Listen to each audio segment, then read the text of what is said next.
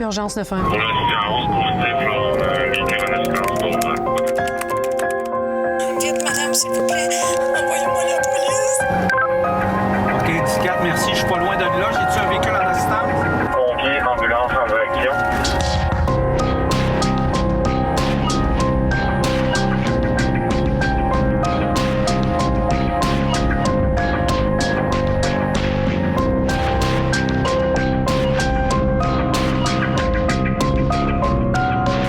En situation d'urgence, on compose le 911 et on nous envoie les intervenants requis, policiers, ambulanciers, pompiers.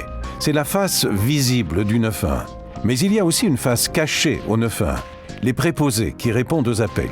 Un des objectifs de la recherche en santé et en sécurité du travail est de révéler ce qui n'est pas apparent et d'élaborer avec les milieux concernés des pistes d'action visant à prévenir les problèmes de santé. OK, donnez-moi l'adresse où vous êtes présentement. Madame, répondez à mes questions, OK? Oui, on est en route, madame. Dans le fond, on voit les choses à la télé, mais on dirait qu'on pense l'intervention policière, ambulancière, pompier, mais on dirait qu'on pense pas avant qu'il y a eu un appel puis qu'il y a quelqu'un qui a répondu à cet appel-là. On vit beaucoup dans l'ombre et j'ai vraiment l'impression que les gens non seulement ne comprennent pas ce qu'on vit, mais ne savent tout simplement pas, par moment même, qu'on existe. Mais on est quand même le premier maillon d'une chaîne d'intervention. Au Québec, il y a plus de 30 centres d'appel d'urgence 911. Quelques 900 préposés répondent aux appels et les acheminent aux intervenants requis. Le service 911 gère plus de 4 millions d'appels chaque année. L'appel d'un citoyen déclenche tout un processus d'intervention sur les lieux de l'événement selon la priorité de l'urgence. Lors de la prise d'appel, le préposé remplit une carte d'appel dans laquelle il consigne les informations requises pour l'intervention. Pour les urgences concernant la santé, l'appel du citoyen est transféré directement à un centre de communication santé. La répartition qui concerne la police et les pompiers s'effectue en transmettant la carte d'appel aux intervenants. Les tâches d'un préposé sont très diversifiées. Encore là, ça varie d'un centre 911 à l'autre, mais chez nous, à la Ville de Québec, les tâches vont de la prise d'appel, l'analyse de l'appel. Ensuite de ça, il y a des tâches de répartition pour tout ce qui est intervention police, des tâches de répartition pour tout ce qui est intervention incendie, et on a aussi chez nous des tâches de répartition pour ce qui est d'intervention dans le domaine des travaux publics. Les qualités pour un bon répartiteur, je dirais de l'écoute, de l'empathie, également du jugement, une bonne capacité de synthèse. Il faut comprendre vite qu'est-ce que les gens ont besoin. On n'a pas le temps, ça va vite le 911, l'urgence, ça va vite, les minutes sont importantes, les secondes sont importantes, donc c'est pas après 3 minutes. Ah, je pense que ça serait une ambulance. Lorsqu'on est en processus d'embauche, parmi les critères de sélection, il y a bien entendu la formation académique, mais il y a surtout les qualités personnelles et interpersonnelles qu'on cherche. On a besoin de gens qui ont du leadership, on a besoin de gens qui sont capables d'empathie, on a besoin de gens qui sont capables de réagir rapidement, prioriser des décisions de façon assez rapide. En plus des qualités personnelles requises, les préposés doivent suivre une formation. Le monde du 911, c'est pas un petit téléphone sur le coin d'un bureau. Il y a des systèmes informatiques, puis il y a des protocoles informatiques. Outre le programme de formation existant au niveau collégial, tous les centres d'appel d'urgence offrent une formation à leurs nouveaux préposés. Cette formation porte notamment sur l'opération des différents systèmes informatiques qui aident les préposés à améliorer l'efficacité des interventions. Ce qui a évolué beaucoup, c'est vraiment l'informatique qui est venue donner un méchant coup de main. Ça, c'est vrai. Mais c'est devenu aussi, je vous dirais, quasiment stressant à la longue parce que l'informatique nous force à aller chercher, à fouiller à gauche et à droite, et là, on devient comme multifonctionnel, là, si on veut. Là. On a 3-4 applications ouvertes en même temps, pour pas dire 14. Là. La technologie n'est qu'un élément de la complexité du travail du préposé, comme l'explique Georges Toulouse, chercheur à l'IRSST. Mais ce qu'on constate, c'est que les préposés, ils ont aussi un besoin de formation sur la communication avec les autres, la communication avec les personnes, la prise de décision. Et ça, si vous voulez, il y a cet apprentissage-là se fait surtout par la pratique du métier. La communication entre le préposé et l'appelant est l'élément central de la réponse adéquate à un appel d'urgence.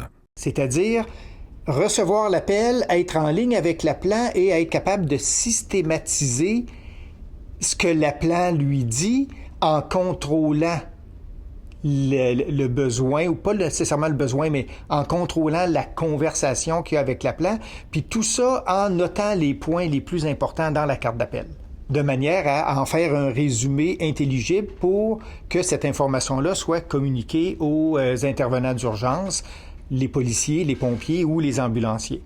On doit poser des bonnes questions, dans le bon ordre, et on doit faire tout ce qui est en notre pouvoir pour que ce soit retracer l'appel de cette personne-là. Si on n'est pas capable de la localiser instantanément, on doit d'abord savoir ce qui se passe. Il faut savoir où cette personne-là, il faut savoir c'est quoi la situation. Le préposé, lui, va poser des questions et les appelants qui ne sont pas au courant vont des fois s'énerver parce qu'ils pensent que le préposé prend trop de temps et ne raccroche pas. Alors que le préposé, lui, déjà, il envoie les secours rapidement et il pose des questions pour évidemment avoir des informations qui vont orienter, qui vont préparer les intervenants sur le terrain à agir le plus rapidement possible. C'est pas toujours facile, effectivement, d'obtenir les renseignements venant des personnes par le fait que, sous la panique, les gens, il y en a qui déconnectent, qui décrochent. En plus, les oreilles des policiers, des pompiers, d'aller d'être curieux, d'essayer de leur mettre une image sur l'appel sur lequel ils s'en vont. Être préposé au 911, c'est un travail d'équipe à multiples facettes. D'abord entre les préposés eux-mêmes, qui s'entraident afin de répondre rapidement aux appels. Mais c'est aussi un travail d'équipe avec les autres intervenants d'urgence, les policiers surtout, que les préposés apprennent à mieux connaître afin de les soutenir efficacement. Le travail, c'est un travail d'équipe. Même si c'est moi qui réponds à l'appel, les autres font des recherches pareilles puis ils consignent à la carte. Alors le policier dans son véhicule, lui, quand ça y apparaît, il sait où il s'en va puis il sait à qui il a affaire. On travaille pas pour la police, les répartiteurs, on travaille avec eux autres. Quand ils courent après quelqu'un qui sont en poursuite, on graphine nous autres aussi. Et quand on entend contrôler, menotter, on est super contents. Ils font un travail extraordinaire dehors. Je ne ferai pas le leur, là. C'est loin de là. Mais on travaille avec eux autres. Être préposé, c'est aussi un travail très particulier sur le plan physique. C'est ce qu'a confirmé une première étude financée par l'IRSST.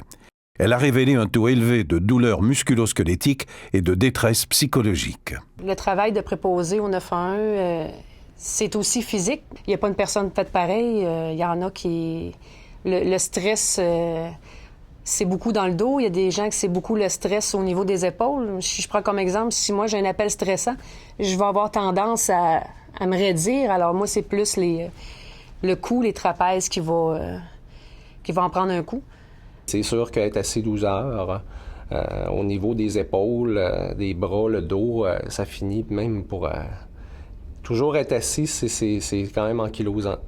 À la suite de cette première étude complétée en 2006, le renouvellement du mobilier a permis à plusieurs centres de se doter de postes réglables permettant aux préposés de travailler assis ou debout. Maintenant, on est rendu avec des postes de travail qui sont beaucoup plus ergonomiques. Et on a des meilleurs supports, on peut ajuster les hauteurs, ce qu'on n'avait pas avant. Les tablettes sont ajustables, les claviers peuvent se bouger. Mon téléphone, je peux le déplacer si je veux. Comme il y a beaucoup d'équipements, on ne peut pas les rapprocher tous. Donc les personnes, ils doivent, si vous voulez, travailler avec des équipements plus éloignés, donc ce qui crée des contraintes posturales. Les douleurs musculo-squelettiques ne résultent pas uniquement des contraintes physiques du travail, mais également des contraintes psychologiques. Les résultats d'une deuxième étude publiée en 2011 ont mis en évidence l'intensité des émotions négatives ressenties par les préposés. C'est ce qu'explique Louise Saint-Arnaud, chercheur à l'Université Laval. C'est un métier très exigeant au niveau émotionnel. C'est un métier qui demande... En fait, il faut le faire, être en contact tous les jours avec des citoyens qui sont en situation de détresse, faire face à la peur des gens, avoir à répondre aux demandes qui sont faites. Madame, vous êtes à quelle adresse? Alors, c'est vraiment un travail qui, seconde à seconde, qui est particulièrement exigeant. Les types d'appels que j'ai le plus de difficultés à travailler, à maîtriser, c'est quand je suis pas capable d'aller chercher l'information que j'ai besoin. C'est que l'appelant crie ou la personne n'est pas capable de parler. Vite, madame, s'il vous plaît, envoyez-moi la police. Vous voulez la police à quelle adresse, madame? Je suis chez nous. Oui, chez vous, madame, c'est à quelle adresse? Il faut essayer de les ramener, il faut essayer de leur parler calmement, c'est de les calmer pour obtenir l'information. Si on est capable, tant mieux, ça va très bien, mais par contre, certaines circonstances, même avec les plus beaux efforts du monde, on n'y arrivera pas. Donc, la responsabilité, c'est de saisir les informations et en arrière de tout ça, c'est d'être capable de décoder ce qu'on appelle les drapeaux rouges.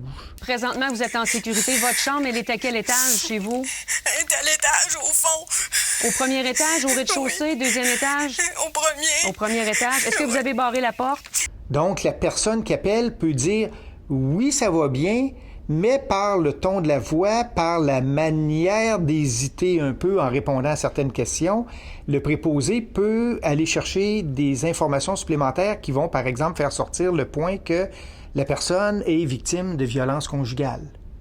Et elle n'ose pas parler parce que son conjoint ou sa conjointe est à côté d'elle. Là. On ressent. On décode pas, on ressent. Un thème de voix, un long silence. Il faut le faire, prendre un appel, essayer de comprendre qu'est-ce qui est demandé. Il y a tout un travail de réinterprétation, d'aider la personne à formuler ce qu'elle demande. Alors, il y a un travail de questionnement qui est fait. De par son rôle d'intermédiaire entre le citoyen et les intervenants des services d'urgence, le préposé doit être constamment en état d'alerte, prêt à agir. En un instant, il peut passer d'un état relativement passif à un état de mobilisation intense, où l'adrénaline est à son maximum. Les recherches de l'IRSST ont notamment permis de constater que le rythme cardiaque des préposés 911 ne variait pas tant que ça durant un quart de travail. Puis ce que ça laisse supposer, c'est que le répartiteur ou la répartitrice qui arrive à son quart de travail est déjà préparé à faire face à un appel qui pourrait être particulièrement dérangeant. La collaboration d'une équipe de chercheurs de l'Université du Québec à Montréal a permis de mesurer la perte de variabilité du rythme cardiaque des préposés. Chez une personne en bonne santé cardiaque, non soumise à un stress important, le cœur bat naturellement à un rythme irrégulier. La perte de variabilité constatée chez les préposés du 911 constitue un indice de stress, ou plus précisément de mobilisation de l'organisme face à de fortes contraintes. Et cette perte de variabilité cardiaque, dès qu'on arrête, ils arrêtent le travail, puisqu'on a mesuré sur 24 heures l'électrocardiogramme, elle redevient normale. Les préposés répondent à toutes sortes d'appels. Un grand nombre n'a rien d'urgent, mais à l'opposé, certains appels ont une telle intensité dramatique qu'ils peuvent toucher et interpeller les préposés de manière très personnelle. Les chercheurs ont analysé la charge émotionnelle que subissent les préposés. C'est sûr qu'il y a des événements qui vont aller chercher certains préposés de façon différente et de façon plus marquée que d'autres préposés. Je peux présumer qu'une jeune mère de famille ou un jeune père de famille va réagir plus violemment, de façon plus forte, si l'événement qui se passe, dont il prend connaissance au téléphone, implique des jeunes enfants, par exemple. J'ai vu des gens craquer, des collègues, moi la première. Des situations qui viennent nous chercher un peu plus ou des situations où on se sent plus concerné. J'ai eu des situations, entre autres, où la personne qui m'appelait, c'était un garçon de mon âge. Et il pensait au suicide. Moi, j'ai vécu un cas où le fils a découvert ses parents décédés, là, un drame conjugal, et au moment de décrocher l'appel, tout ce que j'ai entendu, c'est un cri, là, le cri primal. J'ai déjà eu un appel d'une dame qui disait que son fils s'était embarricadé dans sa chambre, qui avait un fusil 1-12, puis qui voulait se suicider. Et pendant l'appel, il s'est tiré. Alors, c'est sûr que... Ils arrivent vraiment à faire un travail extraordinaire, mais il y a toujours un reste. Il y a un prix à payer. Et sur 15 ans, 20 ans, c'est un métier qui laisse des traces. En fait, je vis bien avec ça dans le sens où quand je dis j'en fais encore des cauchemars, c'est pas toutes les nuits, là. Pour surmonter les situations plus difficiles, tous les préposés peuvent recourir à des services professionnels, notamment les programmes d'aide aux employés. Mais les chercheurs qui les ont observés sur le terrain ont constaté que les préposés développent leur propre stratégie de défense. Après avoir vécu un événement difficile, ils vont raconter, ils vont utiliser le récit, revisiter, revoir, raconter à l'autre ce qu'ils ont vécu. Ça leur permet de redérouler émotivement, de liquider affectivement une partie de la tension qu'ils ont vécue. Donc on voit que c'est tout un travail qui est fait entre deux appels pour décharger cette charge émotionnelle. Ils se connaissent les uns les autres et par l'humour, ils vont se soutenir. Ils vont arriver à trouver la petite blague qui va permettre à aider son collègue qu'on vient de voir pris dans un appel difficile à traverser ce que parfois qui est difficile à entendre, ce qui est difficile à redire, ce qui est innommable. Et c'est vraiment à partir d'un travail en collaboration, un travail d'entraide, un travail de soutien où est-ce qu'on va voir peu à peu, au quotidien, le développement d'une expertise, de savoir-faire. Le plus valorisant et gratifiant dans mon travail, c'est de sentir que j'ai fait une différence. Même si un petit peu plus tôt on parlait que c'est pas reconnu, moi je le sais, j'ai fait une différence. Quand quelqu'un te dit merci, tu te dis « Mon Dieu, j'ai aidé quelqu'un, j'ai... » Le sentiment d'avoir aidé quelqu'un, d'avoir changé peut-être même la vie de quelqu'un, c'est gratifiant, c'est valorisant. C'est des sentinelles qui veillent pendant que nous, les citoyens, on dort. C'est des gens ce sont les premiers répondants d'une situation d'urgence. Donc on a aussi, en fait, moi je dors tranquille une bonne partie de la nuit parce que j'ai des personnes qui veillent au bout de la ligne. Urgence 911